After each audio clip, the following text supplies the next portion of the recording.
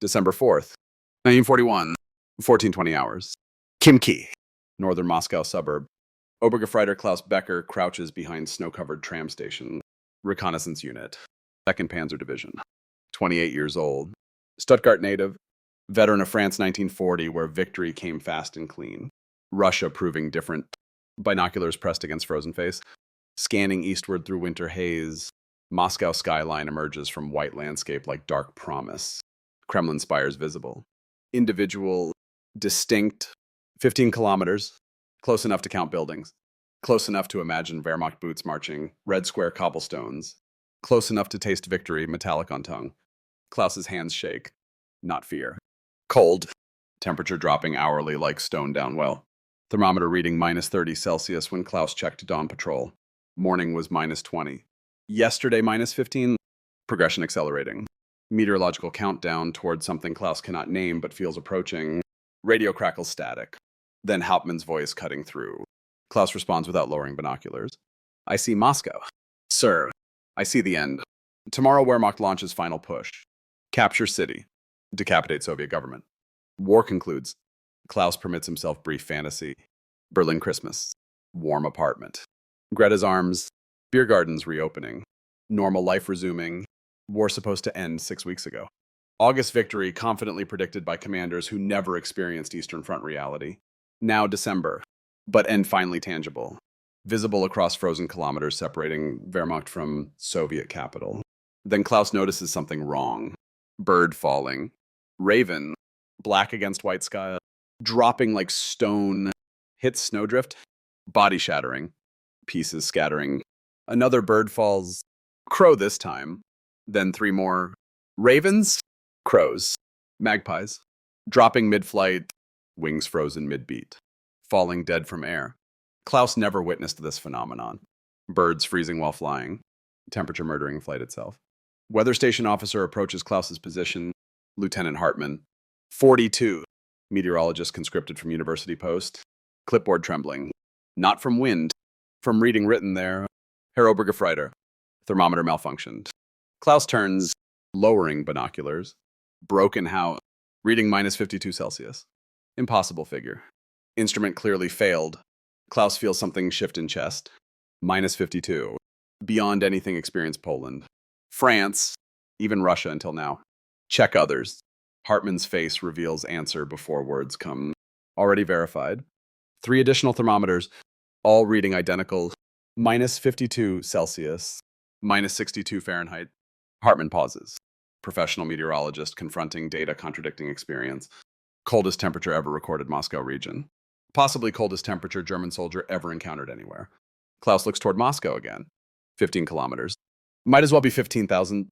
Victory visible but unreachable. Wehrmacht stands at gates. Temperature bars entry. Klaus understands suddenly, completely, they will not take Moscow. Not because Soviet resistance, not because military inadequacy, because nature itself forbids crossing. The thermometer has spoken. The offensive ends here. June 22nd, 1941. Klaus remembers invasion morning with clarity undimmed by 6 months subsequent horror. Confidence absolute that dawn. Wehrmacht had crushed Poland 3 weeks, France 6 weeks. Mathematical progression suggested Soviet Union 6 weeks maximum. Stalin's purges weakened Red Army beyond recovery. Professional officers executed, replaced by incompetent political commissars valued for ideology over competence. Soviet military considered elaborate joke waiting for Wehrmacht punchline. Klaus's unit prepared weeks before actual invasion. 2nd Panzer Division. Reconnaissance platoon. 12 men. 4 motorcycles. 2 light vehicles. Roll. Advance ahead of main force. Identify Soviet positions. Report back. Enable panzer thrust. Fast. Mobile. Lethal. Tactics perfected France, where reconnaissance meant victory preview. Enemy positions identified and destroyed before serious resistance materialized. Klaus promoted Obergefreiter after France. Competence rewarded, not political reliability. Klaus possesses no particular Nazi ideology.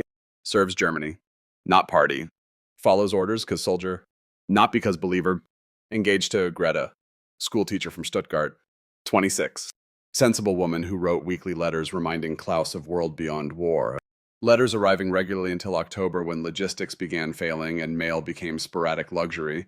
Initial Barbarossa victory spectacular, beyond propaganda promises. Wehrmacht advanced like scythe through wheat. Soviet armies encircled, captured, destroyed. Kiev pocket alone netted 665,000 prisoners. Entire Soviet armies ceasing to exist. Tank divisions eliminated. Air Force shattered on ground first days. Aircraft destroyed before pilots reached them. Wehrmacht advancing hundreds of kilometers weekly. Smolensk captured July. Kiev September. Leningrad surrounded. Starving. Victories mounting. Unstoppable momentum carrying Wehrmacht deeper into Soviet territory. Klaus's diary entries track confidence evolution. July. Soviets collapse on contact. See entire columns surrendering without fight. War already won. Matter of weeks before Moscow falls and Stalin flees or dies. August. Still advancing rapidly, but Soviets keep fighting. New divisions appearing. Where do reserves originate? Country supposed exhausted. September. Endless territory. Advance continues, but distance never diminishes. Capture one town. 10 more exist beyond. Space infinite. Supply lines stretching dangerously. October brought Rasputitsa. Season of mud stopping German advance completely. Roads transformed into impassable quagmires. Tanks stuck, hub deep. Trucks immobilized. Artillery sinking. Everything halted while rain fell continuously. Weeks of water turning Russian landscape into bottomless swamp. Wehrmacht waited. Frustrated. Watching calendar pages turn toward winter while stuck motionless in mud. November freeze hardened ground. Allowing movement again. Operation Typhoon resumed. Final push toward Moscow. Army Group Center, commanded by Field Marshal Fedor von Bock. 3 panzer groups. 3 armies. Over 1 million soldiers. 1,700 tanks. 14,000 artillery pieces. 950 aircraft. Objective. Moscow. Singular. Absolute. Necessary. Hitler obsessed with capturing Soviet capital. Symbolic victory. Political trophy. Strategic necessity eliminating Soviet command structure. Klaus's unit spearheaded advance. Reconnaissance probed Soviet defenses. Identified weak points. Enabled panzer breakthroughs. Initial progress excellent. Soviet defenses penetrated multiple sectors. 2 massive encirclements created. Vyazma pocket captured 673,000 Soviet soldiers. Bryansk pocket another 50,000. German confidence surging. Moscow falling within weeks. Maybe days. Klaus writing letter to Greta. We've broken through. See Moscow from reconnaissance positions. Final push coming. Home by Christmas certain now. But Soviet resistance stiffened unexpectedly. New divisions appeared from nowhere. Siberian troops. Fresh. Well-equipped. Experience from fighting Japanese in Manchuria. These soldiers fought with determination Klaus's unit never encountered elsewhere. Every village defended house by house. Every river crossing contested. Every kilometer paid in German blood. Advance slowing despite continued progress. Casualties mounting despite continued victories. Weather deteriorating despite continued offensive. November temperatures dropped steadily. Snow falling. Early winter arriving ahead of schedule Klaus never knew existed. German quartermasters promised winter clothing arriving soon. Promises remained unfulfilled. Trains carrying winter gear stuck in rear areas. Priority given ammunition. Fuel. Food. Clothing considered secondary concern. Soldiers wearing summer uniforms. Maybe greatcoats if fortunate. No winter boots. No thermal underwear. No insulated gloves. Standard issue designed for European climate. Adequate for France. Criminally inadequate for Russian winter. Temperatures already -10, -15 Celsius. Getting colder daily. Hourly. Soldiers improvising desperately. Stuffing newspapers inside jackets for insulation. Wrapping feet in rags underneath regular boots. Stealing blankets from abandoned Russian houses. Survival becoming challenge equal to combat. Klaus's platoon losing men to frostbite before ever reaching Moscow suburbs. December 1st, German forces reach Moscow outskirts. Closest approach ever achieved. Klaus's reconnaissance unit sees Kremlin clearly. Artillery positioned to shell Red Square. Victory tantalizingly close. Arm's length away. Fingertips brushing prize. But Army Group Center exhausted. 3 months continuous combat. Casualties approaching 200,000. Equipment losses severe. Tanks reduced from 1,700 operational to maybe 500 still functioning. Rest broken down. Abandoned. Cannibalized for parts. Fuel supplies critical. Ammunition adequate, but logistics struggling to deliver. And winter coming. Real winter. Russian winter. December winter. Siberian cold moving west like invading army against which Wehrmacht possesses no defense. December 4th. Temperature plummets beyond comprehension. -20 becomes -30. -30 becomes -40. -40 insufficient description. Weather stations recording -45. -50. Thermometers breaking at -52 Celsius. -62 Fahrenheit. Arctic air beyond anything Germans experienced. Beyond anything Wehrmacht prepared for. Beyond human tolerance levels designed for temperate European climate. Exposed skin freezes within minutes. Klaus learns this touching metal binoculars to face. Skin adheres instantly. Tears away when Klaus jerks back, leaving raw bleeding patch on cheekbone. Breath crystallizes instantly. Ice forming on scarves covering mouths. Metal burns on contact. Klaus's rifle too cold to hold barehanded. Even through gloves, metal conducts cold so intensely that fingers go numb within seconds. Weapons seize universally. Klaus's carabiner 98K bolt frozen shut. Oil lubricating mechanism solidified into substance resembling tar. Bolt won't cycle. Cannot load rounds. Cannot fire. Rifle now expensive club. Klaus's entire platoon experiencing identical failure. 12 men. 12 rifles. 0 functioning weapons. Machine guns completely useless. Lubricating oil freezing solid. Moving parts welded together by ice forming internally. Mortars cracking from thermal stress. Metal becoming brittle at -50. Hairline fractures spreading until barrels split completely. Artillery pieces theoretically still function, but crews cannot touch metal without burning hands severely. Spent shells stick in breeches after firing. Extraction impossible without tools that also burn hands. After few rounds, guns jam permanently. Wehrmacht firepower degrading rapidly. Soldiers armed with frozen rifles less effective than medieval infantry. Frostbite epidemic spreads through Wehrmacht, ranks faster than any disease Klaus witnessed. Soldiers waking unable to move fingers. Toes black inside boots. Ears frozen solid. Turning white then black. Noses hard as stone. Thousands requiring immediate medical evacuation. Field hospitals overwhelmed completely. Klaus ordered escort frostbite casualties to field hospital December 5th morning. Witnesses medical catastrophe firsthand that burns into memory deeper than any combat experience. Field hospital occupies converted barn 3 kilometers behind front line. No heating. Doctors working in full winter gear. Surgical instruments freezing between uses. Blood freezing in wounds faster than doctors can work.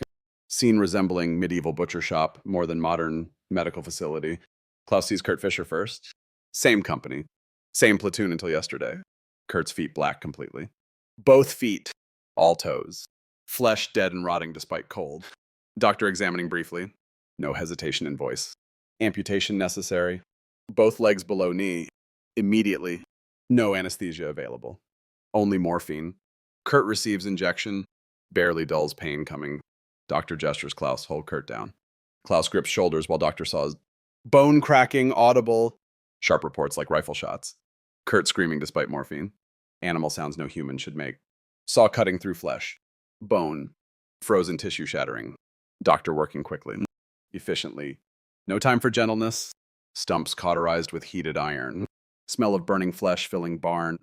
Klaus's stomach heaving but holding position. Kurt passes out finally. Mercy of unconsciousness. Doctor moves immediately to next patient. No pause. No rest. Assembly line amputation. Klaus's friend reduced to stumps and screaming in under 10 minutes. Outside barn. Pile of amputated body parts growing. Fingers. Toes. Feet. Hands. Ears. Noses. Stacked like cordwood. Frozen solid immediately after removal. Klaus counts. Stops counting at 200 pieces. Cannot continue. Cannot process. This one hospital. Dozens of hospitals across Army Group Center. Thousands of amputations daily. Wehrmacht being dismembered by temperature. Doctor approaches Klaus between patients. Stabs Arzt Müller. 45. Surgeon from Munich. Exhausted beyond description. We're amputating 40 to 50 soldiers daily. This facility alone. Multiply across entire Army Group. Thousands daily losing pieces of themselves. More casualties than the combat produces.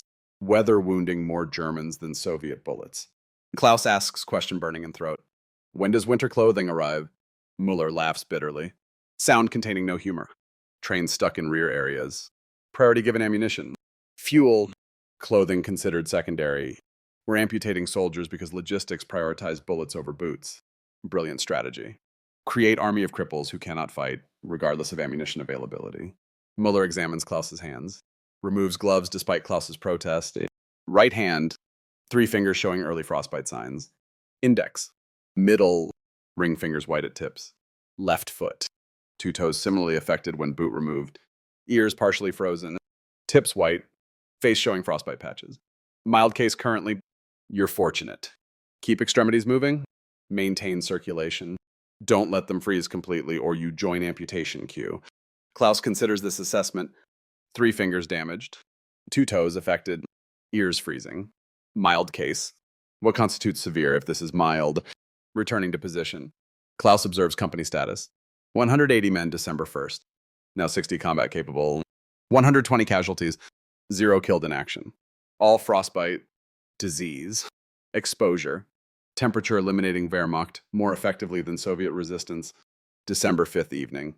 Klaus witnesses Wehrmacht's mechanical collapse accelerate beyond recovery point. Company weapons inventory conducted by Hauptmann Werner. Results devastating. 120 carabiner 98K rifles assigned. 8 operational, 6.6% functionality. 6 MG-34 machine guns. 0 operational. Total failure. 2 mortars. Both cracked from thermal stress. 1 PaK-36 anti-tank gun. Crew cannot touch metal without severe burns, rendering weapon useless regardless of mechanical function. Klaus's platoon effectively disarmed by temperature. Soldiers carrying frozen rifles as psychological comfort. Actual combat capability approaching 0. Tank graveyard stretches beyond Klaus's position. Panzer column. 12 Panzer III medium tanks. 0 operational. Crews attempting start engines by lighting fires underneath hulls. Create smoke without heat.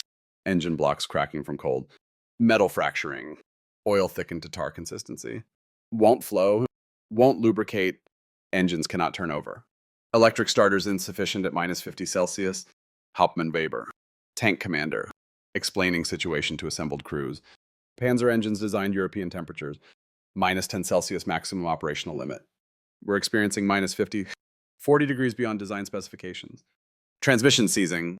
Tracks freezing to ground overnight. Crews spending hours chipping ice, freeing tracks. By time tank mobile. Too cold to operate anyway.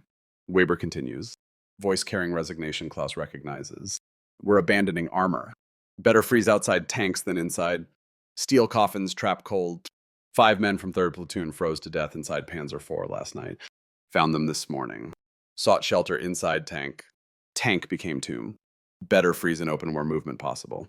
Blood circulating. Some survival chance. Klaus watches crews abandon vehicles representing Wehrmacht's armored superiority. Tanks designed to spearhead lightning warfare, now motionless sculptures. Metal monuments to overconfidence and inadequate preparation. Logistics collapse accelerates beyond salvage. Klaus's platoon watches supply convoy approaching. 40 trucks carrying ammunition. Food. Medical supplies critical for sustaining offensive. Morning departure. 40 trucks mobile. Evening arrival. 8 trucks operational. 32 trucks suffered engine failure. Radiator bursts. Tire shattering from cold. Trucks sit frozen on roadside. Supplies locked inside frozen cargo beds. Soldiers attempt unloading. Everything frozen solid. Bread now frozen blocks harder than wood. Cannot bite. Cannot chew. Canned food frozen. Cans bursting from expansion. Water transformed to solid ice, useless for drinking. Medical supplies frozen. Rendered ineffective by temperature extremes. Klaus observes supply officer Oberleutnant Schneider staring at frozen convoy. 300 kilometers these supplies traveled. Millions of Reichsmarks invested. All useless. Frozen. Might as well burn them. Except cannot start fires. No fuel. Everything combustible already burned. Horse catastrophe unfolds simultaneously. Wehrmacht relies heavily on horses. 500,000 horses support Army Group Center logistics. Motorization incomplete despite propaganda. Horses pull artillery, carry supplies. Transport wounded, essential for military function. December 5th through 10th. Horses die by thousands. Klaus witnesses daily massacre. Horses freezing, standing in harness. Falling dead, pulling wagons. No shelter available. No fodder arriving. No warmth possible. Animals designed for moderate climate experiencing extreme cold beyond endurance. Soldiers immediately butcher fallen horses. Only protein source available. But meat freezes within minutes of animal's death. Cannot cook. No fuel for fires. Wood already in the body consumed. Like coal unavailable. Soldiers eating frozen horse meat raw. Klaus tries once. Teeth nearly breaking. Jaw aching from effort. Meat so frozen that chewing impossible. Some soldiers persisting, breaking teeth actually. Getting violently sick, dysentery spreading despite cold that should inhibit bacterial growth. Klaus's platoon horses, 8 December 4th. 0 December 10th. All dead or eaten. Mobility eliminated, transportation eliminated. Wehrmacht reduced to walking infantry, struggling through snow. Medical crisis compounds exponentially. Klaus observing company medical situation deteriorating beyond field hospital capacity. Frostbite. 40% of soldiers. Pneumonia. 15%. Dysentery. 20% despite winter. Typhus appearing. 5%. Malnutrition. Universal. Exhaustion. Universal. Sleep deprivation causing errors. Soldiers collapsing from fatigue compounding frost. Hunger. Disease. Despair. Company strength comparison stark. December 1st. 180 soldiers combat capable. December 10th. 60 soldiers marginally functional. Losses. 0 killed in action. 120 incapacitated by cold and disease. Temperature proving more lethal than Soviet army. Klaus reflects privately. Words never spoken aloud but true nonetheless. We conquered France losing fewer men than thermometer kills daily. December 4th evening. Klaus leads reconnaissance patrol, observing Soviet positions opposite German lines. Mission. Assess enemy strength. Defensive preparations. Offensive indicators. 4-man patrol moving through snow waist deep. Temperature minus 45 Celsius. Each breath painful. Each step exhausting. What Klaus sees transforms understanding completely. Soviet soldiers wear white camouflage suits blending perfectly with snow. Germans wear field gray, standing out like targets against white landscape. Soviets wear fur hats with ear flaps protecting ears. Germans wear regular caps offering no protection. Soviets wear Valenki winter boots designed for extreme cold. Germans wear standard boots designed for France. Soviets wear insulated gloves maintaining finger dexterity.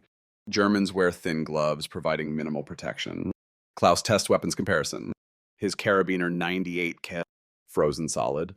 Soviet soldiers' PPS-41 submachine gun, functioning perfectly. Klaus watches Soviet soldier fire burst, weapon operating smoothly despite minus 45, same temperature that rendered German weapons useless, leaves Soviet weapons fully operational. Soviet mobility stuns Klaus. Ski troops moving rapidly across snow, Germans struggling through drifts, Soviets appearing, striking, disappearing like winter ghosts. German stationary, slow, visible, tactical advantage complete. Soviet equipment superiority obvious. T-34 tanks operating normally minus 50 Celsius. Diesel engines superior to gasoline in extreme cold. Soviet tanks moving while German armor sits immobilized. Klaus watches T-34 maneuver past frozen Panzer. German tank crew dead inside. Soviet tank crew warm inside. Operational. Deadly. Soviet troop buildup. Klaus observes December 1st through 4th, reveals preparation for major offensive. Fresh divisions arriving daily. Siberian troops experienced in extreme cold warfare. Equipment designed specifically for Russian winter. Morale high while German morale collapses. Numbers increasing while German numbers decrease through attrition. Klaus reports to Hauptmannwerner. Sir, they're preparing offensive imminent. Days, not weeks. Werner's response carries resignation. We can barely defend positions. How can they attack in this weather? Klaus explains what reconnaissance revealed. They're equipped for winter. We're not. They can move. We can't. They have working weapons. We don't. Temperature gives them every advantage. We're defending frozen positions with frozen weapons against enemy designed for exactly these conditions. Werner absorbs information, face revealing understanding. When? Soon. Maybe tomorrow. Maybe tonight. But soon. December 5th. 4 in the morning. Klaus hears artillery, massive Soviet barrage erupting across entire front. 1,000-kilometer front line exploding simultaneously. Coordinated offensive, precisely timed. Exactly when Wehrmacht most vulnerable. Stavka calculated perfectly. German equipment failed. Confirmed. German soldiers frostbitten. Verified. German morale broken. Observed. German logistics collapsed. Documented. German defensive positions frozen. Exploited. Perfect timing. Attack when enemy cannot defend effectively. Klaus's position receiving Soviet barrage. Shells impacting frozen ground. Explosions less effective in frozen earth but terrifying nonetheless. Duration. 30 minutes continuous bombardment. Then silence. Then Soviet infantry advancing through snow. white camouflage rendering them nearly invisible until dangerously close. Orders arrive. Hold positions. Reinforcements coming. Klaus knows truth. No reinforcements possible. Entire army group center frozen, immobile, incapable of mutual support. Cannot move. Cannot fight effectively. Can only die defending positions that temperature already surrendered. Soviet forces attacking Klaus's sector identified. 20th Army. Fresh Siberian divisions. Well-equipped winter warfare specialists. Working weapons. Mobile troops. Superior numbers. Perfect timing. German defenders. 60% frostbite casualties. Weapons frozen. No mobility. No reserves. No hope. Klaus watches Soviet white camouflaged infantry advancing across snow 300 meters distant. German machine guns won't fire. German rifles frozen. Soviet PPSH submachine guns chattering continuously. Bullets striking frozen positions. Ricochets screaming. Hauptmann-Werner makes decision. Withdraw. Retreat to secondary positions. Move now. Klaus's position being overrun. Retreat begins. But retreat where? How? Temperature minus 48 Celsius. Equipment frozen. Comrades frostbitten. No vehicles. No horses. Walking through snow while Soviets pursue. Klaus begins longest journey of his life. Survival march through Russian winter. Temperature that froze Wehrmacht effectiveness now threatens individual survival. Moscow visible 15 kilometers east. Victory abandoned. Survival prioritized. Klaus retreating. Understanding crystallizing with each painful step. Wehrmacht came within sight of Moscow. Temperature stopped them. From this moment, trajectory changed irreversibly. War's outcome decided not by armies, but by thermometer reading minus 52 Celsius. December 4th, 1941. Coldest temperature ever recorded, Moscow region. Number that killed German offensive more effectively than million Soviet soldiers. Moscow saved by winter. Wehrmacht defeated by weather. Klaus retreating through frozen landscape, carrying knowledge that haunts.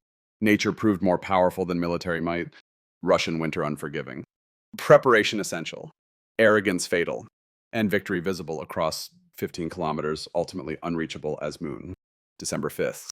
1940, me for one. Klaus's company withdraws under Soviet pressure. 60 soldiers retreating through snow while 20th Army advances. Temperature minus 46 Celsius. Soviet artillery continuing bombardment even as Wehrmacht abandons positions. Shells impacting behind retreating Germans, driving them westward like wolves herding sheep. Retreat, unfamiliar experience for Wehrmacht. Entire war until now. Advance. Victory. Conquest. Triumph. Poland crushed. France defeated. Yugoslavia occupied. Greece subjugated. Unbroken string of victories creating psychological assumption that Wehrmacht only moves forward. Never backward. Retreat foreign concept. Unnatural motion. Admission of failure contradicting every propaganda promise. Klaus experiences disorientation beyond physical exhaustion. Mind struggles accepting reality. Wehrmacht retreating. Impossible. Yet happening. Feet moving westward. Moscow receding behind. Defeat tangible as frozen breath. Company retreat progression tracked by deteriorating cohesion. December 5th morning. Organized withdrawal. Squads maintaining formation. Officers directing movement. Discipline holding. December 5th afternoon. Formation loosening. Squads fragmenting. Officers shouting orders increasingly ignored. Discipline fraying. December 5th evening. Rout. Individuals fleeing independently. Command structure collapsing. Survival instinct overriding military training. Klaus attempts maintaining platoon integrity. 4 men still following his leadership. 8 others scattered. Lost. Dead. Unknown. Hauptmann-Werner commands company effectively despite chaos. Werner understanding retreat requires different skills than advance. Advance rewards aggression. Retreat demands calculation. Werner calculating constantly. Route selection. Pace management. Casualty triage. Ruthless decisions preserving maximum survivors. Soviet pursuit relentless but measured. Red Army learned lessons from Operation Barbarossa. German encirclements succeeded because Soviet forces advanced recklessly, exposing flanks. Creating pockets Wehrmacht exploited. Now Soviets advancing carefully, maintaining cohesion, avoiding overextension. Pressing Germans without pursuing into traps. Professional competence replacing revolutionary enthusiasm. Experience replacing ideology. Klaus observes Soviet tactical evolution. White camouflaged infantry advancing by bounds, one section providing covering fire while another moves forward. Textbook tactics executed competently. These Siberian troops' veteran quality. Experienced, Disciplined. Deadly. Wehrmacht facing enemy transformed from disorganized masses into functional military force. December 6th. Klaus's company attempts establishing defensive position. Village called Didovsk, 20 kilometers west of abandoned positions. 15 houses. Wooden structures. Potential shelter. Company occupying village dawn. Preparing hasty defenses. Hauptmann-Werner assigning sectors. Positioning soldiers. Organizing fields of fire with weapons barely functioning. Soviet probing attacks begin noon. Infantry approaching cautiously. Testing German defenses. Seeking weak points. Klaus's position receives pressure. PPSH burst, striking frozen logs, providing cover. Klaus attempting return fire. Kar 98K bolt frozen despite efforts keeping weapon warm inside coat. Cannot cycle rounds. Cannot fight effectively. Reduced to observing enemy, he cannot engage. Private Hoffman next to Klaus has captured Soviet rifle. SVT-40 semi-automatic. Hoffman fires 3 rounds before weapon jams from cold. Even Soviet weapons failing eventually. Though slower than German equivalents, Soviet attack intensifies. Mortar rounds impacting village center. Wooden houses exploding. Splinters flying. Fire starting then extinguishing rapidly in extreme cold.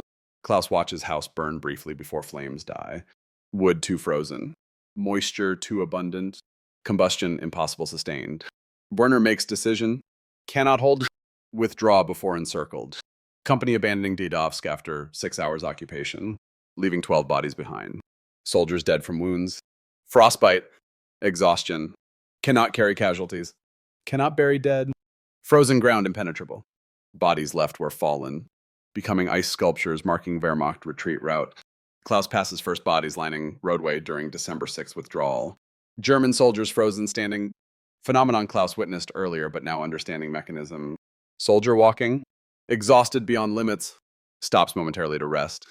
Cold penetrates. Hypothermia accelerates. Confusion sets in. Soldier forgets to resume walking. Stands motionless. Body temperature drops. Core temperature critical. Consciousness fades. Death comes standing. Body freezes before falling. Remains upright. Frozen solid. Grotesque statue. Klaus counts 27 standing dead first 10 kilometers. Multiply across entire army group center front. Thousands. Wehrmacht Memorial Garden. Soldiers frozen mid-retreat. Permanent testimony to inadequate preparation and catastrophic miscalculation. December 7th casualties mount despite minimal combat. Klaus's company strength declining through attrition, invisible to enemy. Morning muster. 52 soldiers present. Evening count. 43. 9 casualties single day. Combat deaths. 1. Killed by Soviet sniper. Frostbite evacuations. 3. Fingers and toes, black beyond salvage. Frozen deaths. 4. Hypothermia overnight. Missing. 1. Wandered from position delirious. Never found. Temperature refusing to moderate. -42. -44. Fluctuating within killing range. Klaus's body adapting marginally. Learning to function despite numbness. Right hand 3 fingers showing advanced frostbite signs. Left foot 2 toes similarly affected. Ears burning despite constant covering. Face feeling like frozen leather mask. December 8th brings near disaster. Soviet offensive strategy creating pockets. Encircling Wehrmacht units. Destroying isolated forces. Klaus's company situation becoming critical. Soviet forces north. 20th Army advancing steadily. Soviet forces south. 16th Army pushing westward. Soviet forces east, pursuing relentlessly. German forces west, retreating chaotically. Gap existing between Soviet pincers, 5 kilometers wide. Narrowing hourly. Hauptmann-Werner recognizes danger. Company occupying positions near Rusa, 40 kilometers west of Moscow. Soviet movements visible from observation post. Werner watching through binoculars. Calculating distances. Measuring time. Klaus joins Werner at observation post. Werner's face reveals assessment before words emerge. Pocket forming. We're inside developing encirclement. Gap closing. Maybe 8 hours before Soviets link up. We break through now or die here. Klaus understanding immediately. Encirclement means surrounded. Cut off. Besieged. Eventual destruction certain. Demyansk pocket forming north. Kholm pocket developing south. Smaller pockets everywhere. Wehrmacht units trapped. Starving. Freezing. Dying slowly. Better to risk breakthrough than guarantee slow deaths. Werner issues orders. Forced march. 12 kilometers. 8 hours available. Move fast as possible. Leave everything non-essential. Wounded carried if ambulatory, non-ambulatory left behind with morphine. Klaus's throat tightens. Left behind meaning Werner's eyes reveal nothing. Meaning exactly that. Cannot carry unconscious wounded through gap closing under time pressure. Morphine allows peaceful death. Alternative, Soviet capture or freezing. Morphine is mercy. 4 wounded soldiers, non-ambulatory, Gefreiter Richter. Both feet frozen black. Untrauten, Klein, pneumonia rendering him delirious. Private Meyer, shrapnel wound infected badly. Private Baumann, hypothermia severe, unresponsive. Werner personally administers morphine, 4 injections, massive doses. Soldiers drifting unconscious, Werner leaving extra morphine syringes beside each man. If they wake, choice available. Klaus watching. Understanding war's arithmetic. Save 40 capable soldiers by abandoning 4 dying. Mathematics brutal but undeniable. Company begins forced march 1400 hours. Distance to safety. 12 kilometers through snow. Forest. Open ground. Time available. 8 hours before gap closes. Pace required. Faster than exhausted frostbitten soldiers can maintain. But speed or death. Simple equation. Klaus leads advance element. 5 soldiers following him. Hauptmann Werner commands rear guard. Company stretched across 2 kilometers. Cohesion sacrificed for speed. Everyone understanding. Reach German lines before gap closes or die. First hour progresses adequately. Pace 2 kilometers per hour.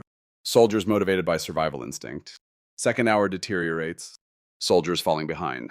Exhaustion, overwhelming fear. Klaus urging. Cajoling. Threatening. Keep moving.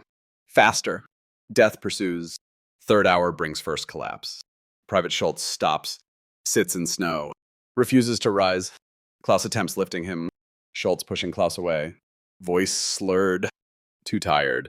Let me rest. Catch up later. Klaus knows later never comes. Rest becomes death. But cannot force Schultz to continue. Cannot carry him. Squad moving on. Leaving Schultz sitting. Klaus glancing back. Schultz already motionless. Cold working fast. 4th hour. Darkness falling. December sunset 15:30 hours. Navigation by compass only. Visibility minimal. Klaus leading blind. Trusting instrument. Hoping direction correct.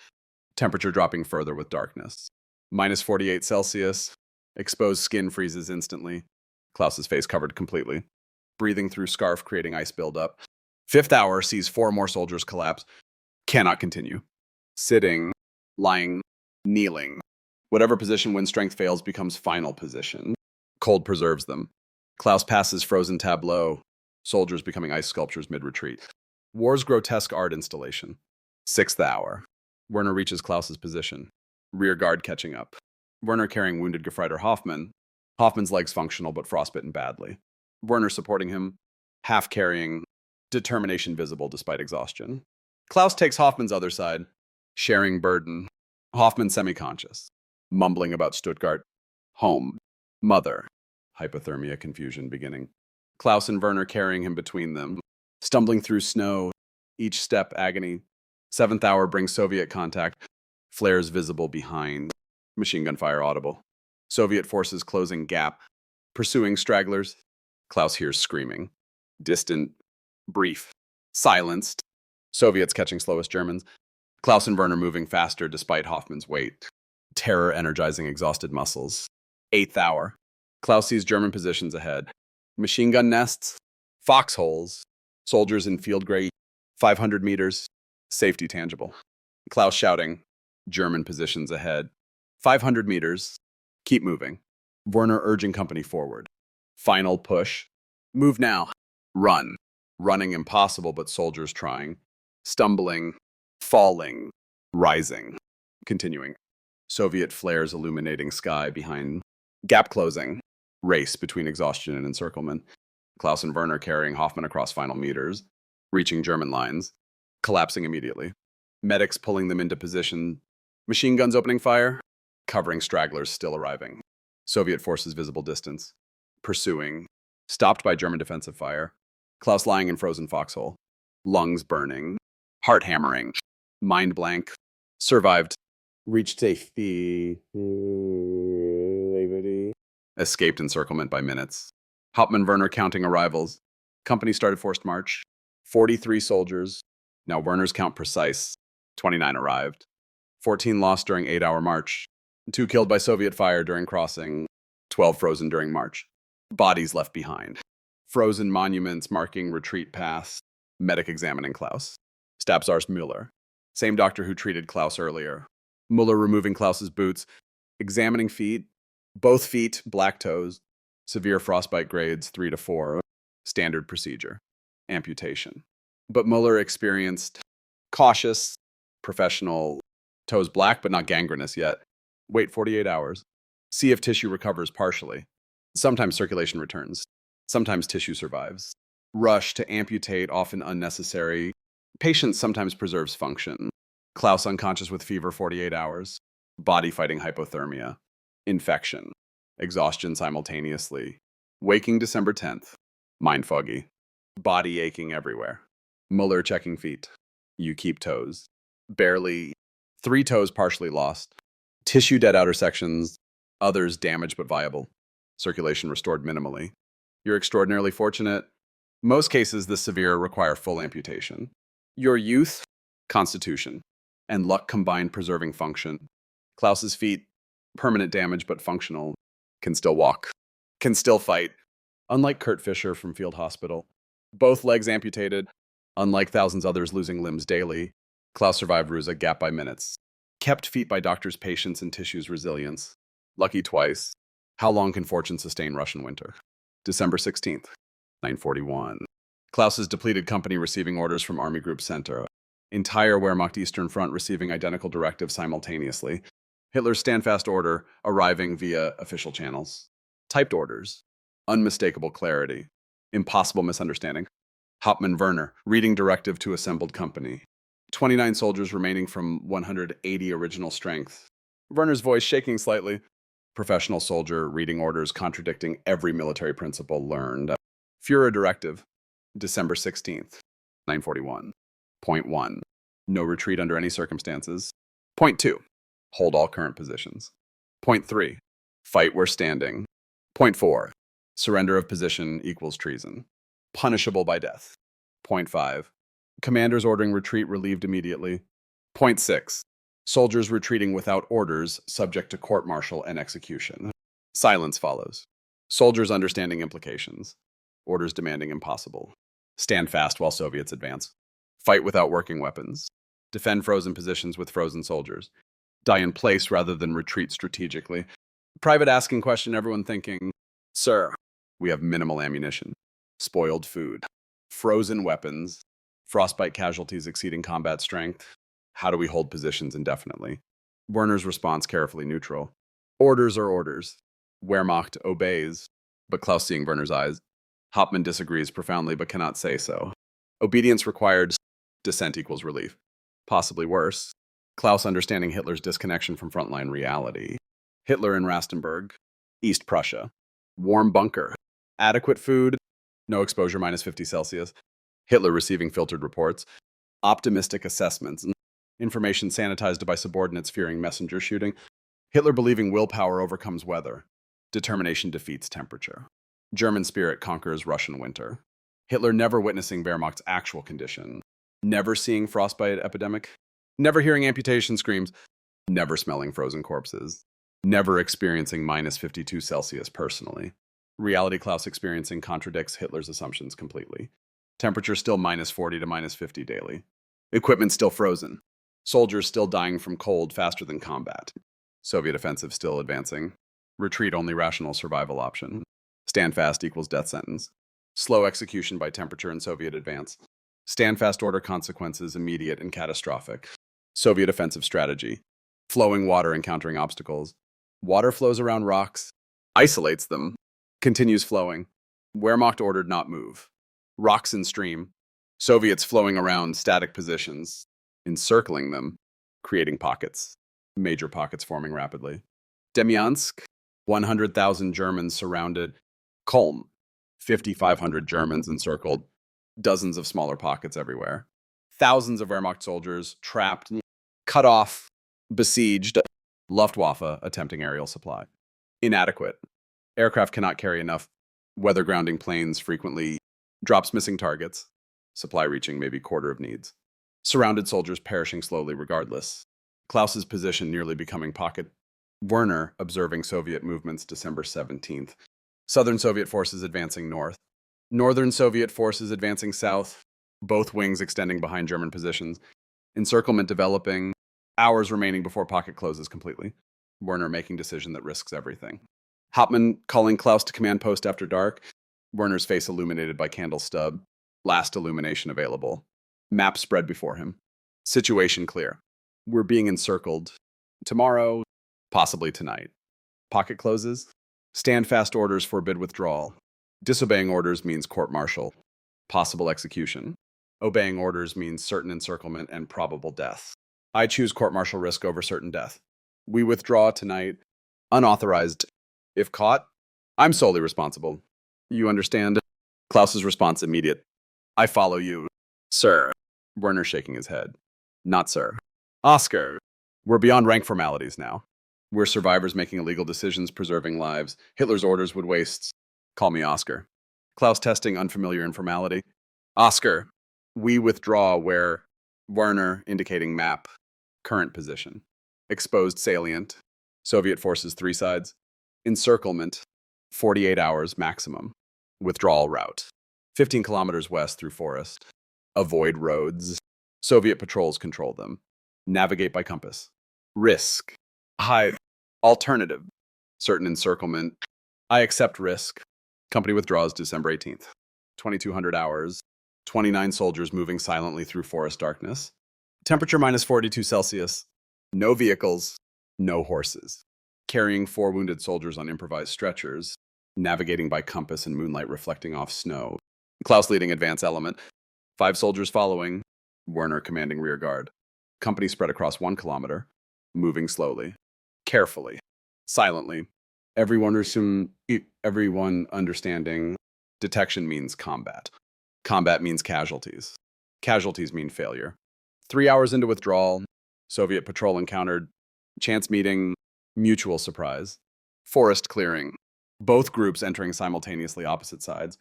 Distance. 30 meters. Reaction time. Seconds. Klaus reacting instinctively.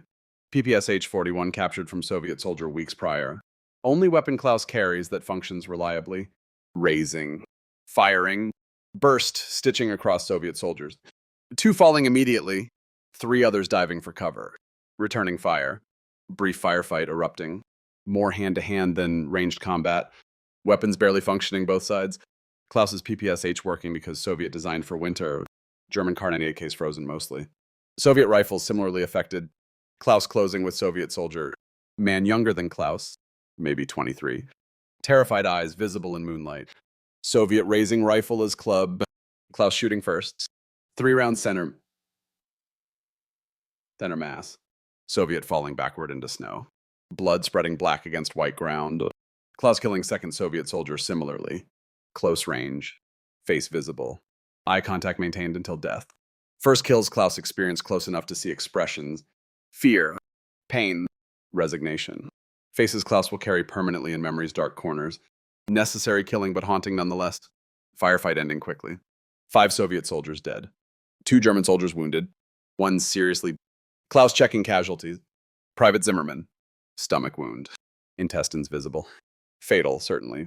Klaus and Werner exchanging glances. Zimmermann understanding. Morphine. Please. Werner administering injection. Large dose. Zimmermann drifting peacefully. Company moving on. Leaving Zimmermann dying but painless. Mercy available. Utilized. Necessary. Company reaching German lines December 9th. 0600 hours. 8-hour night march through forest avoiding Soviet patrols. Werner reporting to division command. Tactical withdrawal to consolidated position per operational requirements necessitated by developing encirclement threat. Division accepting explanation without investigation.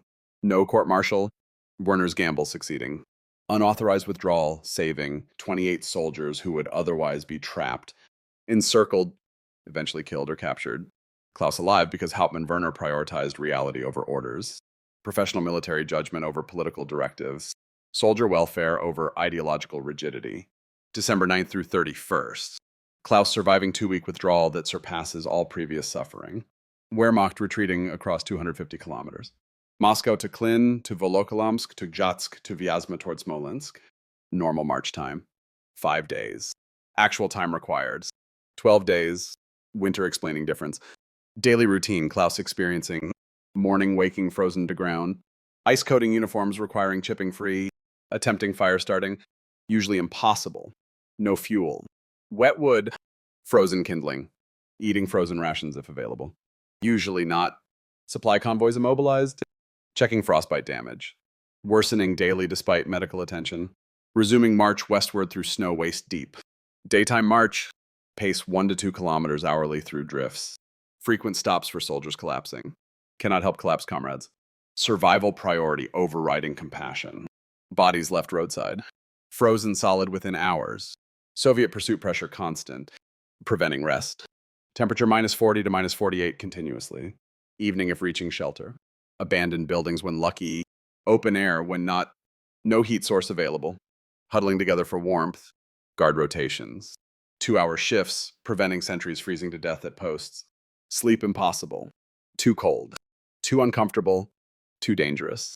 Frostbite worsening overnight despite efforts maintaining circulation. Klaus's physical deterioration tracked precisely December 9th. Functional despite frostbitten feet. Damaged fingers. December 22nd. Right hand, 3 fingers black completely. Dead tissue, obvious. December 25th. Left ear frozen partially. Tip white and hard. December 28th. Face frozen mask. Cannot speak clearly. Lips cracked and bleeding. December 31st. Hypothermia symptoms appearing. Confusion starting. Coordination failing. Company casualties. December 19th through 31st staggering. Started 28 soldiers after Werner's unauthorized withdrawal. Combat deaths. 2. Killed during Soviet attacks. Frozen deaths. 9. Hypothermia during night halts. 2 sick, continuing. 6. Pneumonia and dysentery, rendering them immobile. Missing presumed dead. 5. Wandered from positions delirious. Arrived December 31st. 6 soldiers, including Klaus. Werner's count precise as always. Klaus among 6 survivors. Company effectively destroyed. Not by Soviet bullets primarily. By thermometer readings. Temperature accomplishing Wehrmacht's destruction more efficiently than Red Army managed. December 21st. Klaus passing German column, marching westward. Soldier standing roadside. Motionless. Klaus greeting automatically. No response. Approaching closer. Understanding arriving. Frozen standing. Dead but upright. Stopped marching momentarily. Never resumed. Cold penetrating. Hypothermia accelerating. Death arriving. Body freezing before collapsing. Expression frozen on dead soldier's face. Resignation without fear. Accepted death. Froze waiting for inevitable. Klaus counting 40 similar cases next 5 kilometers. Road lined with standing dead. Frozen sculptures. Wehrmacht memorial to inadequate preparation. December 24th. Christmas Eve. Klaus's company passing former German logistics depot. 200 dead horses visible. Frozen where fallen. Some partially butchered. Soldiers desperately seeking protein. Most untouched. Too frozen for cutting. Axes breaking against frozen carcasses. Klaus reflecting bitterly. Army conquered Europe on horseback and motorization. Army dying Russia same way. Horses freezing. Vehicles abandoned. Soldiers walking through snow toward survival or death depending on luck and endurance. December 27th. Klaus's company passing field hospital overwhelmed completely. Stab Zarsmiller still working. Exhausted beyond measure. Hands shaking from fatigue and cold. Muller seeing Klaus. Acknowledging with nod. We're amputating 60 soldiers daily. This hospital alone.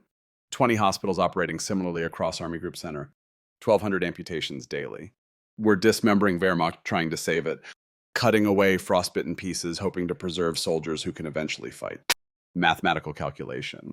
Lose fingers but keep soldier. Better than losing entire soldier. Mathematics brutal but necessary.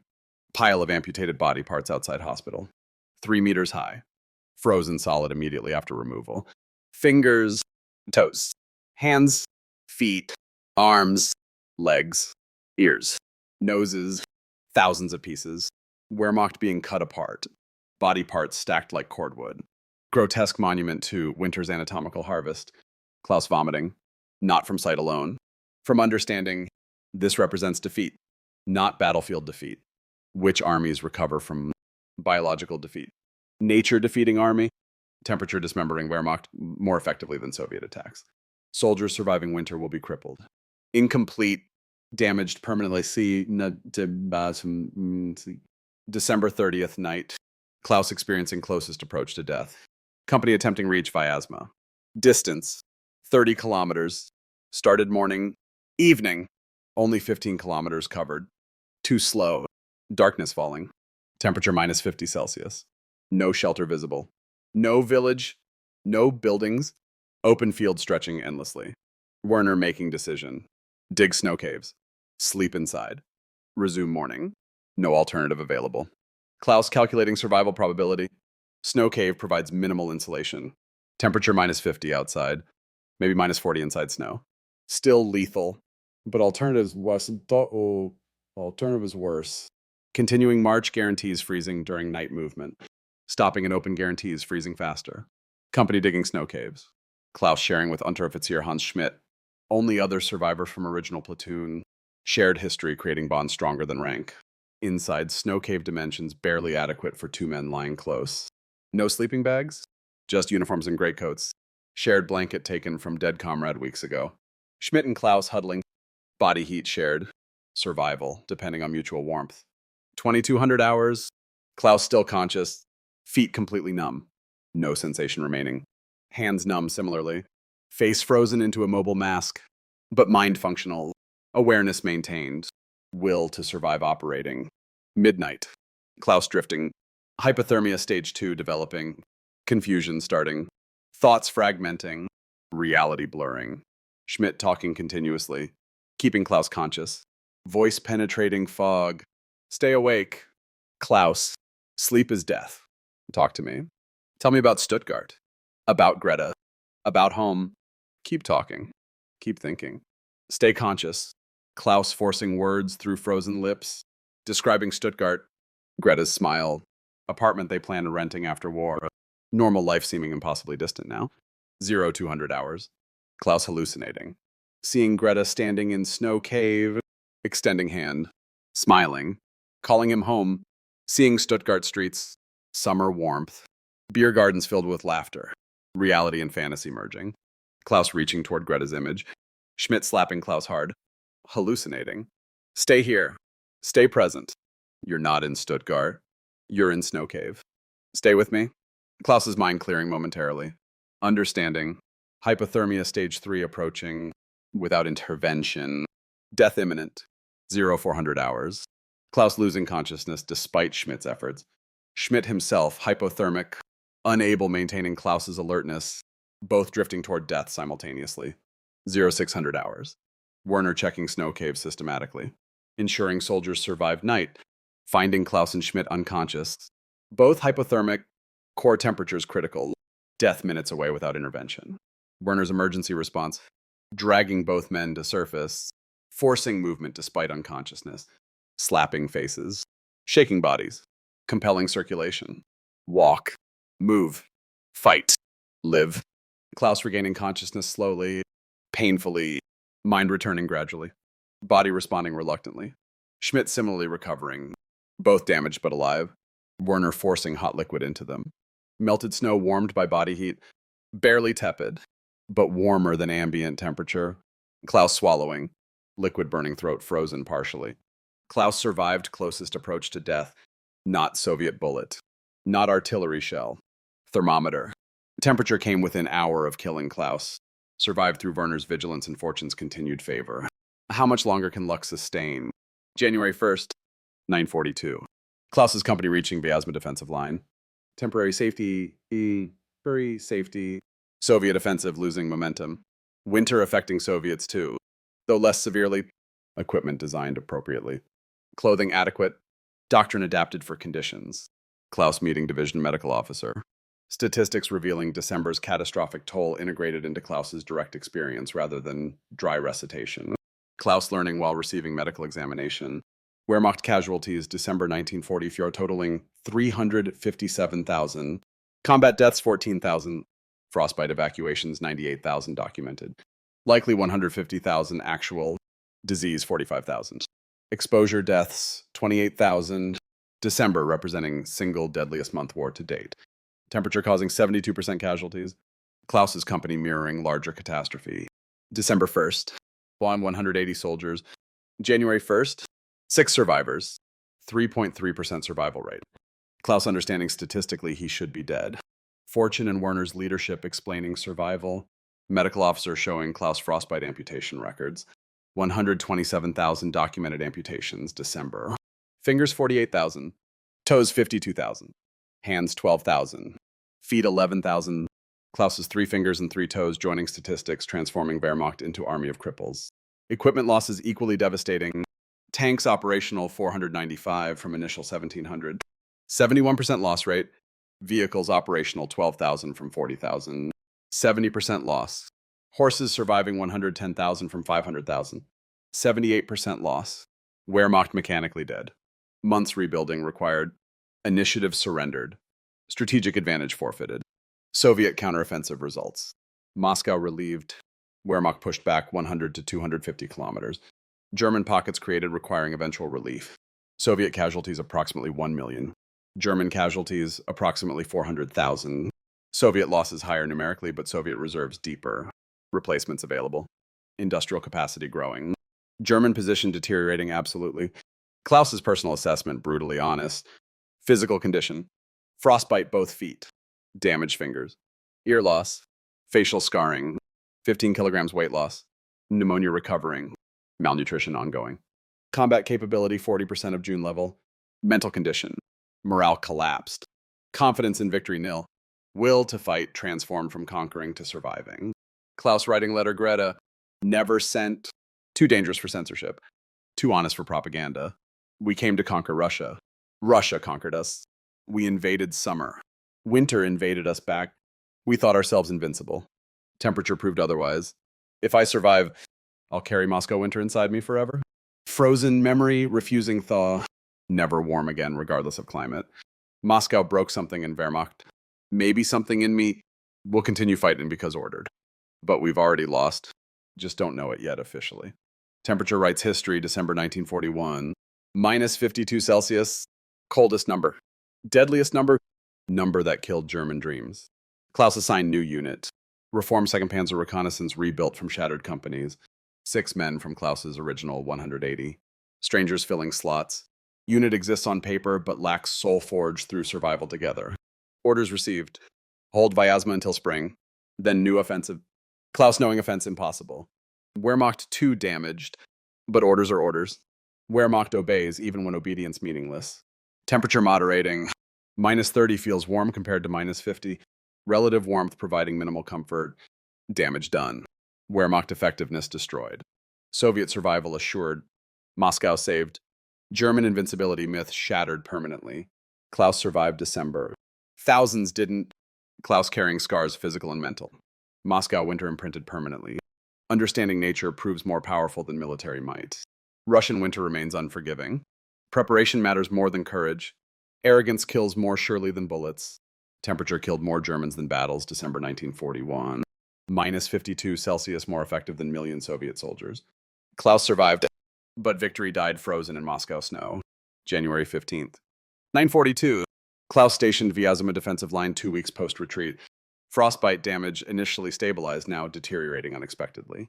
Infection spreading despite cold that should inhibit bacterial growth. Body's immune system compromised by malnutrition. Exhaustion. Repeated hypothermia episodes. Defense mechanisms failing. Stabsarz Mueller examining Klaus's right hand with professional detachment that cannot mask concern. 3 fingers showing necrosis progression. Tissue blackening. Dead flesh spreading toward palm. Infection risk critical.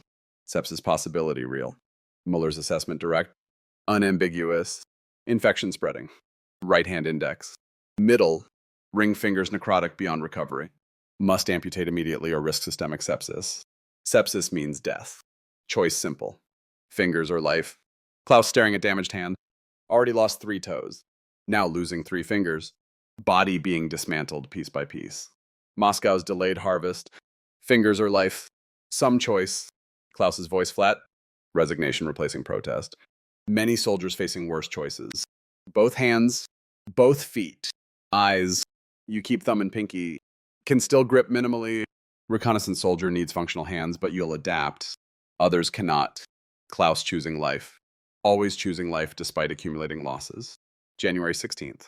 Klaus's amputation performed in field hospital with improved conditions compared to December's nightmare. Building with functional heating. Proper surgical instruments. Adequate lighting. Still primitive by civilian standards, but luxurious compared to frozen barn operations witnessed earlier. Anesthesia available. Morphine injection numbing arm substantially, though Klaus remains conscious throughout.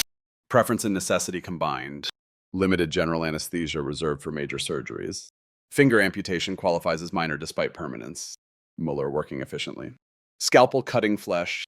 Saw removing bone at middle knuckle each finger. Klaus watching despite advice closing eyes. Needs witnessing own dismemberment. Needs remembering cost. Moscow's price paid in increments. 3 fingers removed. Cauterization preventing bleeding. Bandaging securing stumps. 10 minutes total. Klaus's right hand transformed. Thumb and pinky remaining. Grip strength reduced 70%. Fine motor control eliminated. Combat utility degraded severely. Klaus examining remaining digits. Thumb and pinky. Enough for basic grasping. Insufficient for rifle operation requiring trigger finger. Reconnaissance soldier needing functional hands, now possessing compromised capability. War continuing regardless of individual damage. January 20th. Klaus deemed combat ineffective.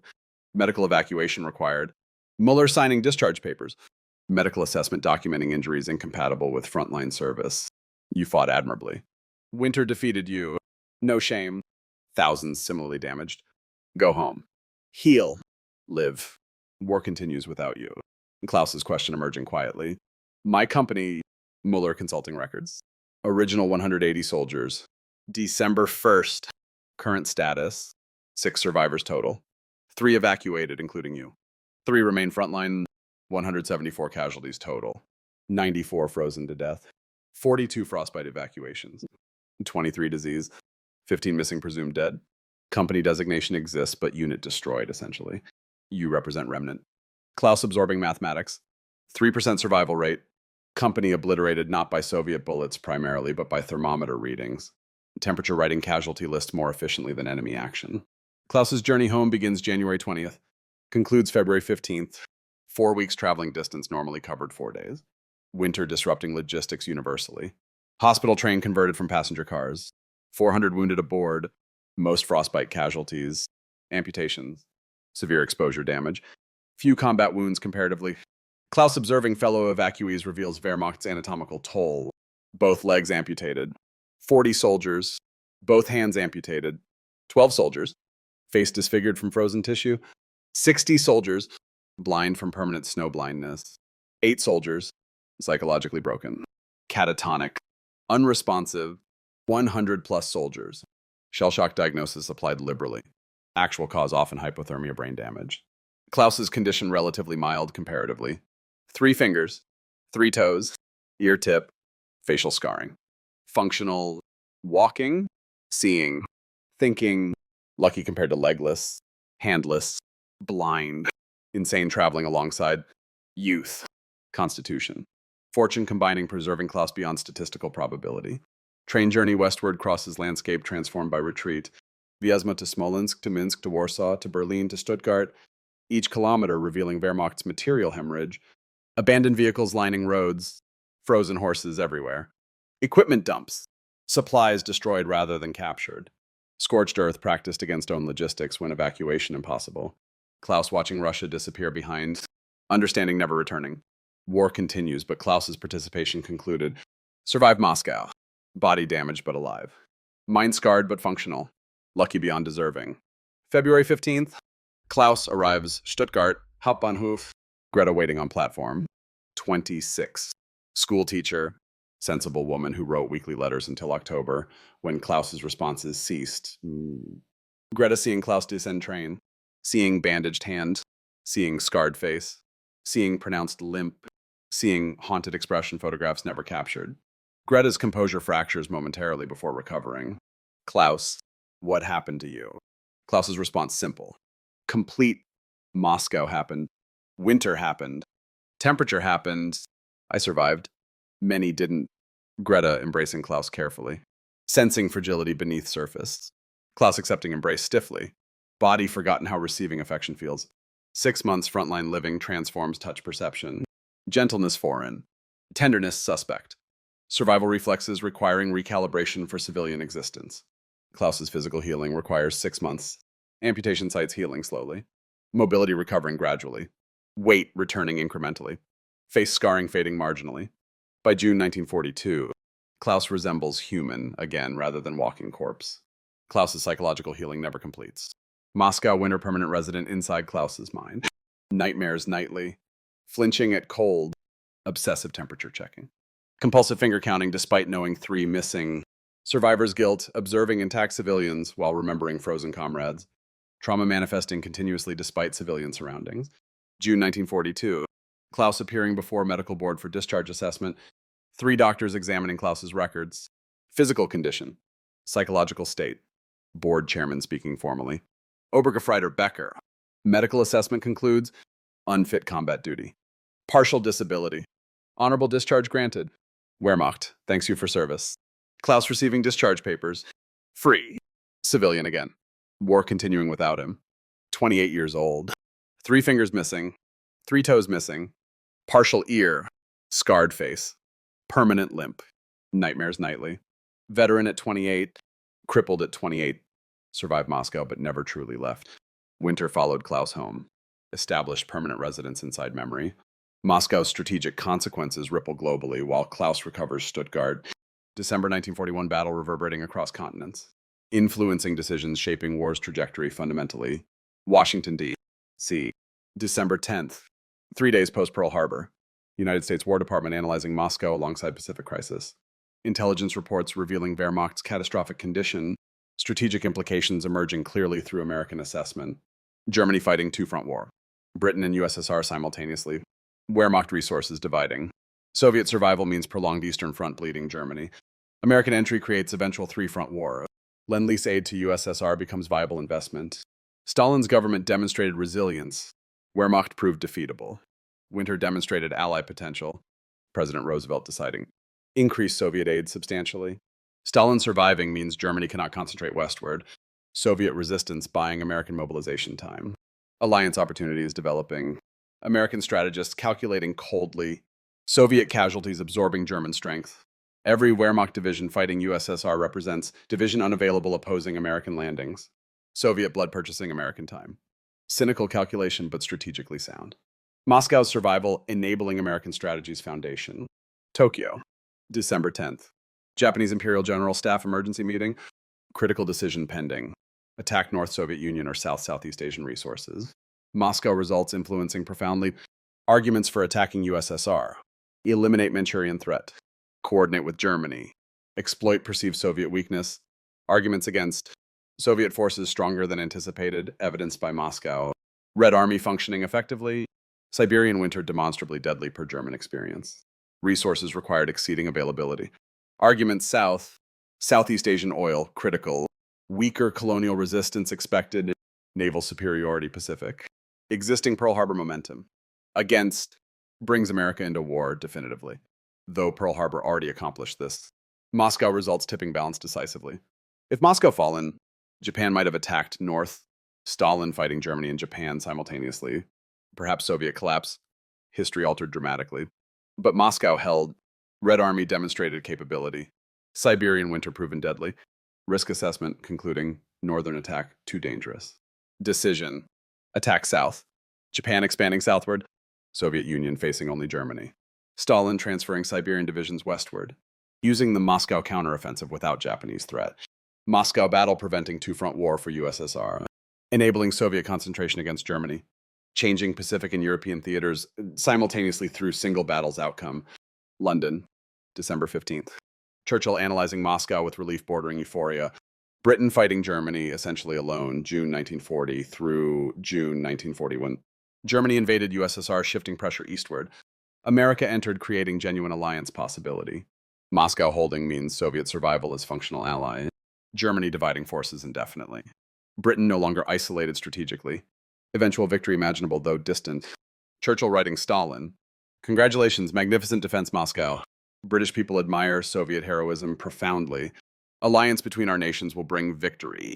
Common enemy must be defeated. Britain stands with USSR. Stalin responding cautiously. Soviet people defending homeland against fascist invaders. British aid, welcome and appreciated. Common enemy requires common effort. Alliance serves mutual interests. Alliance forming awkwardly. Ideological differences profound. Mutual distrust deep, but common enemy creating temporary unity. Lend-lease flowing. Military coordination developing. Victory becoming achievable through combined effort. Moscow's survival enabled. Berlin, December 20th. Hitler addressing senior commanders, blaming Moscow failure exclusively on weather while denying strategic miscalculation. Generals listening silently. Knowing truth, unable speaking it. Hitler's narrative, coldest winter century prevented victory. Unprecedented temperatures. No army could operate such conditions. Wehrmacht fought magnificently impossible circumstances. Soviet victories attributable to weather, not military superiority. German defeat, temporary setback. Spring brings renewed offensive. Moscow remains objective. Victory inevitable. Generals knowing Moscow failed because inadequate preparation. Logistical incompetence? Strategic overreach. Enemy underestimation. Not just weather, but Hitler blaming weather exclusively, absolving himself responsibility. Contradicting Hitler equals relief. Guderian's example, clear warning. Professional military judgment subordinated to political authority increasingly. Wehrmacht, learning, bitter lesson. Hitler's strategic incompetence masked by propaganda. Officer powerless correcting course. Institutional obedience enabling catastrophic decisions.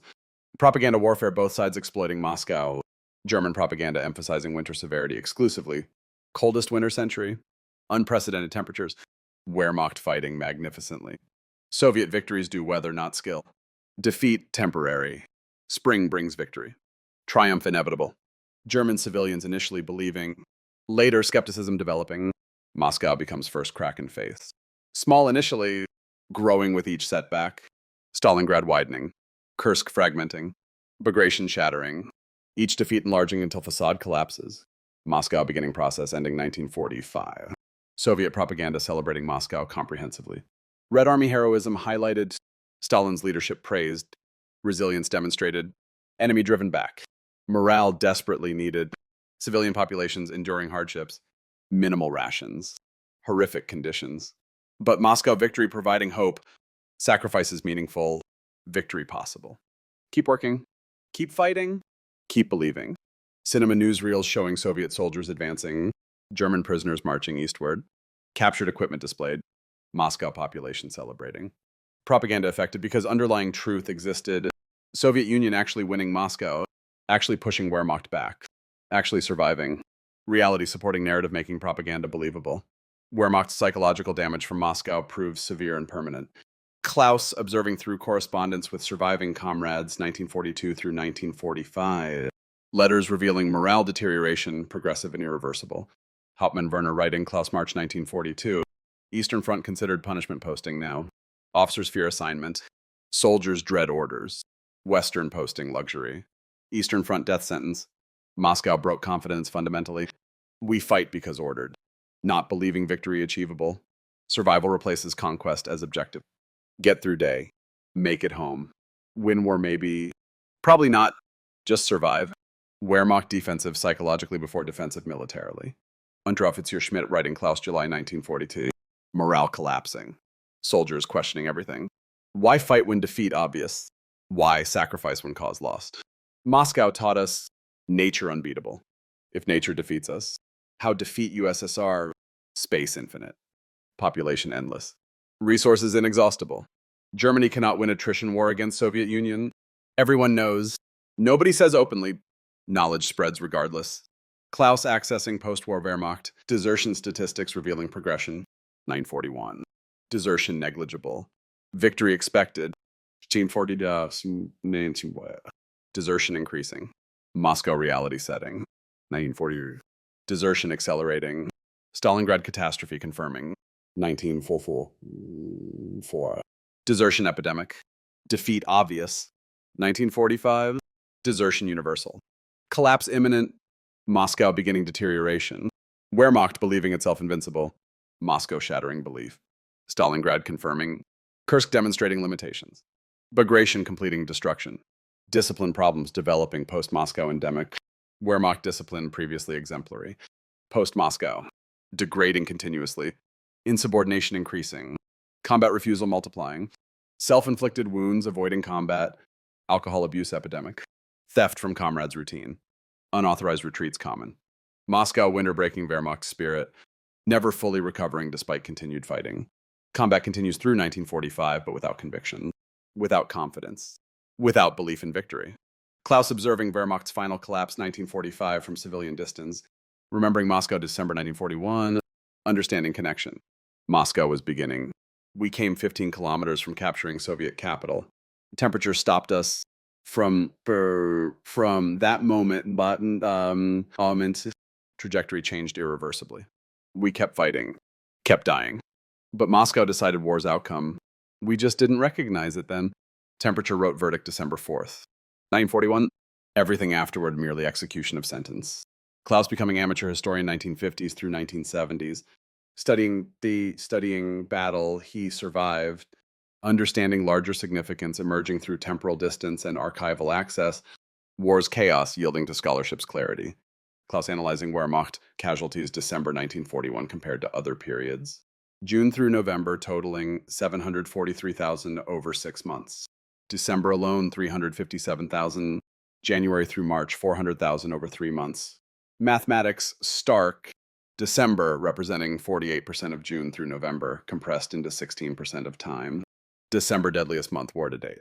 Temperature causing 72% casualties. Combat 28%. Winter killing more efficiently than enemy.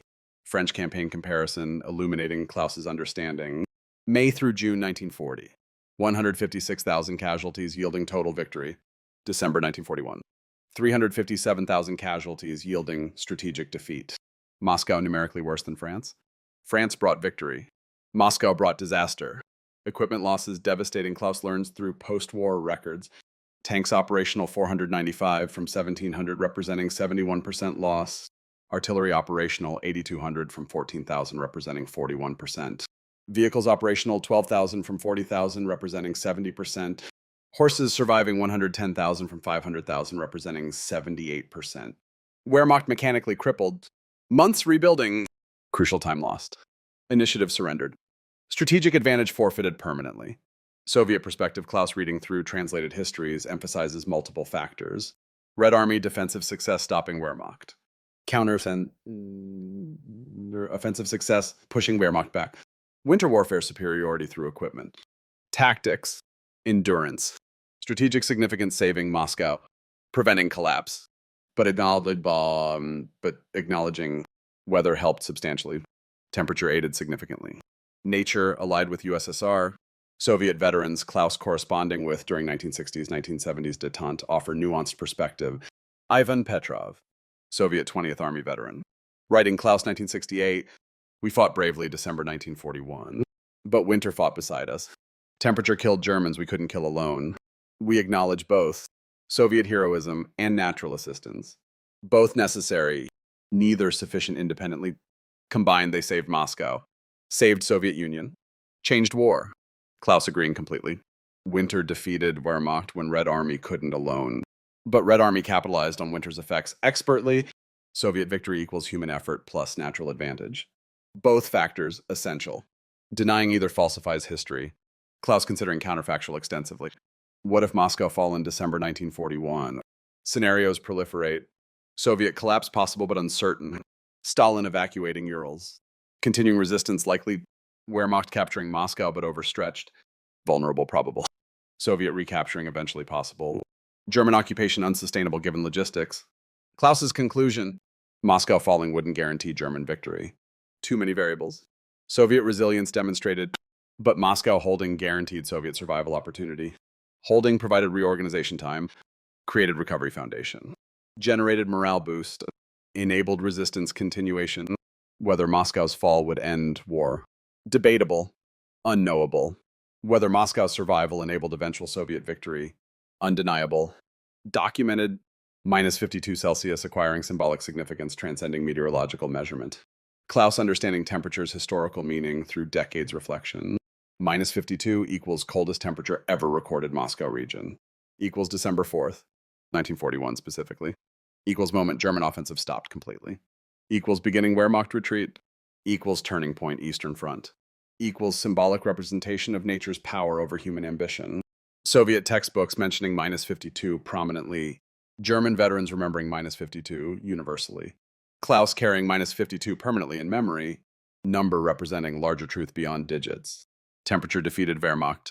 Nature proved more powerful than military might. Russian winter remains unforgiving. Preparation essential. Arrogance fatal. Human will subordinate to physical reality. 19... Klaus, age 65, interviewed for historical documentary about Eastern Front. Interviewer young, earnest, seeking veteran perspective. Questions begin predictably. Herr Becker, you survived Moscow, December 1941. 37 years ago. What do you remember most vividly? Klaus's response immediate, unhesitating. Cold, not combat, not battles, not fear. Just cold. Cold beyond imagination. Cold beyond description. Every Moscow veteran says identical thing. We remember cold first, combat second, fear third. Cold dominates all memories. How cold specifically? -52 Celsius. December 4th, 1941. Coldest temperature ever recorded Moscow region historically. I was there. I felt it. I survived barely. Temperature killed more Germans than Soviet bullets that month. Winter defeated Wehrmacht when Red Army couldn't alone. Not diminishing Soviet achievement? Stating meteorological fact. Describe the experience, please. Klaus showing damaged right hand. Missing 3 fingers. Amputated January night for 1942. Frostbite. Removing shoe. Revealing deformed foot. 3 toes. Same cause. Touching ear. Indicating missing tip. Frozen off. Indicating facial scars. Frozen tissue damage. I'm walking memorial to Moscow winter. 37 years later. Still marked physically. Still carrying winter inside psychologically. Never truly warm again, regardless of climate or season. Do you blame cold for Germany's defeat? Klaus pausing. Considering carefully. Cold contributed significantly, but defeat had multiple causes. Inadequate preparation, obviously. Strategic overreach, attempting too much too fast. Underestimating enemy catastrophically. Overconfidence bordering delusion. Logistical failure every level. Hitler's incompetence, compounding everything. Many factors combined. Cold accelerated inevitable outcome. Made visible what was already true. We couldn't defeat Soviet Union. Territory too vast. Reserves too deep. Population too large. Industrial capacity too great. Winter simply proved reality faster. What do you think when seeing Moscow mentioned in histories? Klaus's voice softening. Becoming distant. I remember comrades. Original company 180 soldiers. 6 survived December. 3 made it home. I'm one of 3. Others died. Mostly frozen. Not shot, frozen. Temperature killed them. I think about them every December. Every cold day triggers memories. They're still there in my mind. Frozen permanently. Forever young. Forever dying. Forever Moscow winter 1941. Do you have nightmares still? Yes. Recurring. Decades later. I'm back in Snow Cave December 30th. Freezing. Hypothermia taking me. Dying. Werner pulling me out. Saving me barely. I wake up cold. Always cold. Even summer. Moscow winter permanent. Never truly left Moscow geographically. Part of me frozen there. December 1941. Forever. What would you say to young people today about Moscow specifically? Klaus leaning forward. Intensity increasing. Remember sacrifices both sides. Soviet soldiers fought heroically. German soldiers fought bravely. Both suffered terribly beyond modern comprehension. War is horror. Moscow exemplified horror perfectly. Temperature killed indiscriminately. German, Soviet, nationality irrelevant. Cold killed everyone equally. War itself is true enemy. Not people, not nations. War, never again. Must be lesson. Moscow, Stalingrad, all of it, never again. Humanity cannot afford repeating. 985. Email. Klaus, age 72. Cold War thawing gradually. Travel to Soviet Union permitted under circumstances. Klaus requesting visa visiting Moscow.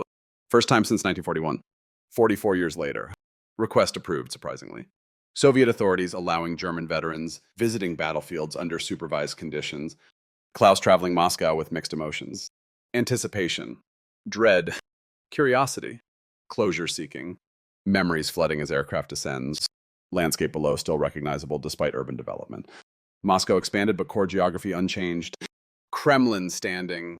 City functioning. Soviet Union existing. Everything Klaus's invasion attempted preventing. Khimki tram station where Klaus saw Kremlin, December 1941, now Soviet Memorial. Plaque reading Russian and German. Farthest point Wehrmacht advance, December 1941. Here Soviet defenders stopped fascist invaders. Motherland saved. Victory assured. Klaus standing at exact spot. Remembering. December 4th. Arctic blast, minus 52 Celsius. Victory 15 kilometers away. Then everything collapsing, dreams dying. Temperature writing verdict. Klaus's hands trembling. Not from age, from memory. 44 years dissolving. Standing here, ding here again. Where it ended, where Germany's ambition froze solid, where Klaus's youth died. Museum of Great Patriotic War, Moscow, Klaus visits extensively. Exhibits displaying Soviet T-34 tank operational winter conditions. German Panzer III abandoned frozen. Winter uniforms comparison. Soviet adequate, German criminally inadequate. Weapons display. Soviet PPSH functioning minus 50. German Kar 98K frozen useless. Thermometer display. Glass case preserving historical thermometer. Reading minus 52 Celsius. December 4th, 941. Preserved. Documented. Remembered. Small device that changed history. Proved nature more powerful than armies. Klaus staring at thermometer extended period. Visitors flowing around him. Old man standing motionless before glass case. Klaus seeing not thermometer but past. Seeing comrades frozen. Seeing Kurt Fischer screaming during amputation. Seeing standing deadlining roads. Seeing Werner saving him from snow cave death. Seeing everything. Meeting Soviet veteran arranged by museum staff. Ivan Petrov. 73. Soviet 20th Army. Fought Moscow, December 1941. Klaus and Ivan. Former enemies. Now old men. Survivors. Sharing memories transcending nationality. Ivan speaking first. Heavily accented German learned post-war. We both fought. We both survived. We both remember cold. Klaus responding Russian learned specifically for this meeting. Cold was universal. Rank didn't matter. Nationality didn't matter. Everyone froze. Everyone suffered. Ivan nodding agreement. German soldiers brave. Soviet soldiers brave. War made us enemies. Peace makes us survivors. Both true simultaneously. Klaus and Ivan standing together before exhibit. Thermometer reading minus 52 Celsius. Shared history. Different sides. Same memory. Cold. Understanding transcending ideology. Old men remembering youth sacrificed. Friends dead decades. Wars that shaped everything. They shake hands. Former enemies. Current humans.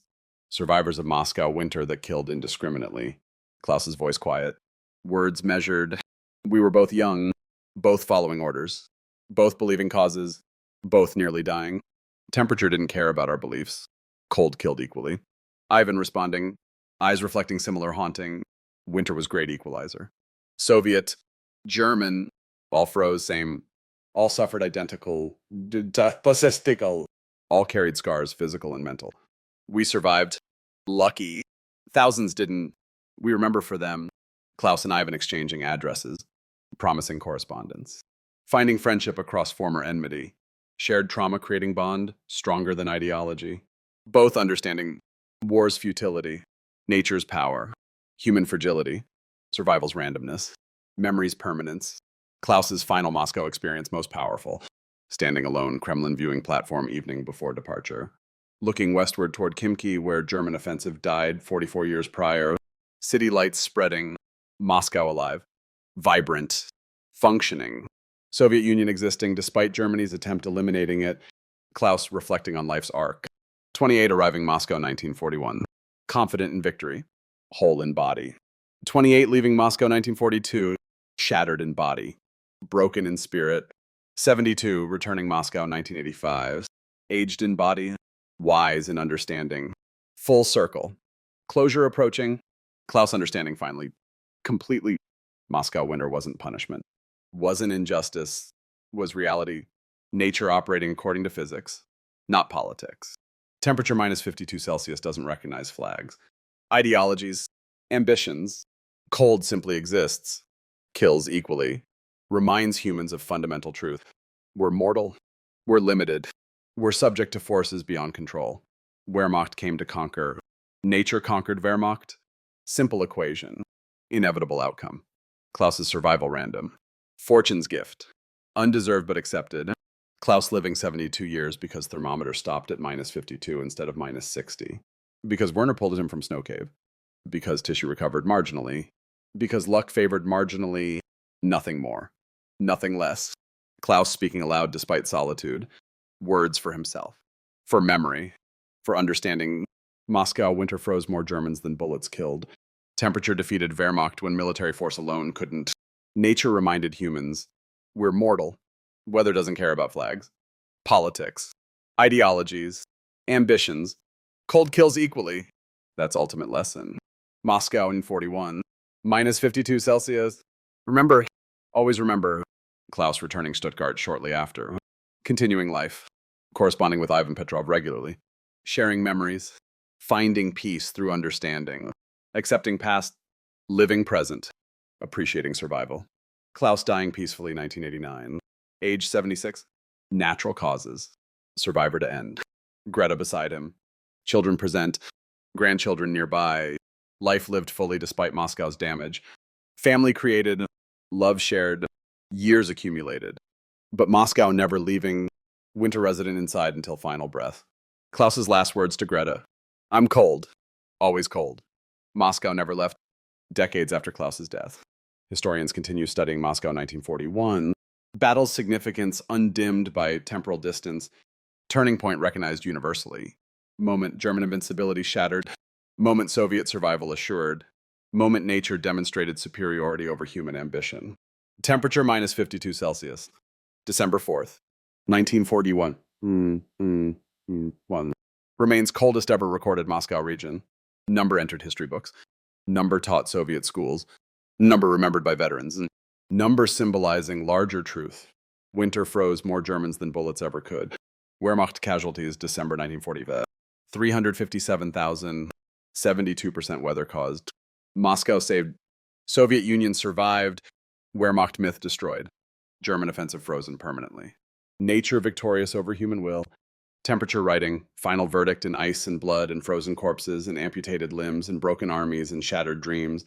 History written in ice. Memory preserved in cold. Moscow 1941. Klaus Becker's story. One soldier among millions. One survivor among thousands. One voice testifying. Nature proved more powerful than armies. Winter more deadly than weapons. Temperature more lethal than tactics. -52 Celsius more effective than strategic brilliance. Remember Moscow. Remember winter. Remember cold. Remember -52. Remember Klaus Becker. Obergefreiter, 2nd Panzer Division. Reconnaissance Unit. Stuttgart. Survived Moscow. Carried winter inside forever. Testified to truth. Some forces cannot be conquered. Some battles cannot be won. Some temperatures cannot be survived. Some memories never fade. Moscow 941. Where Wehrmacht's ambition froze. Where Klaus's youth died. Where nature wrote history's verdict. Where temperature proved mightier than sword. Where winter demonstrated ultimate power. Where -52 Celsius changed everything. Never forget. Never again.